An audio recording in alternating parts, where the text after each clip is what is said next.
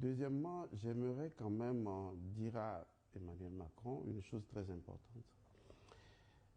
Laisse-nous tranquilles. Colle-nous la paix. Quitte notre continent. Ça suffit. Je pense que Ibrahim Traoré l'avait annoncé entre-temps en disant qu'il s'occupe de ses oignons. Et je pense que l'heure a sonné pour que les Africains commencent à dire à Emmanuel Macron partout où il passe, va t'occuper de tes oignons. Il y a beaucoup de problèmes en France. Plus même que dans nos pays à nous, il faut qu'il aille s'en occuper. Troisième chose, j'aimerais m'adresser un peu à nos chefs d'État. Vous savez, dans notre tradition africaine, moi je suis métaphysicien, dans notre tradition africaine, il existe quand même cette culture de la honte. Nous, on a honte. Quand tu as honte, tu sais te tenir en société. Nous avons là un individu éhonté, parce que ce qu'il fait ne l'indispose pas, ne le met pas mal à l'aise. Il est comme ça.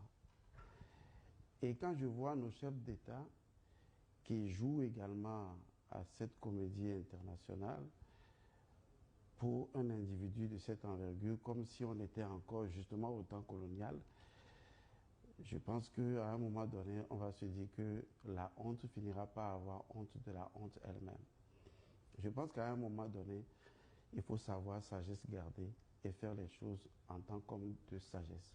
Ceci étant dit, voilà, pour répondre à la question que tu as posée, pourquoi les autres ont coupé leur cordon ombilical? Je veux répondre d'abord sur la question posée à l'aîné, et ça m'intéresse bien d'y revenir. Il faut savoir une chose. Le sommet de Africa Forward au Kenya a révélé avec succès 3 éléments essentiels de la personnalité de Macron.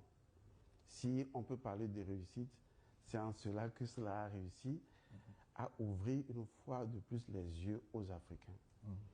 Parce que souvent, on analyse les événements, mais on n'analyse pas la personnalité psychique de l'individu en jeu.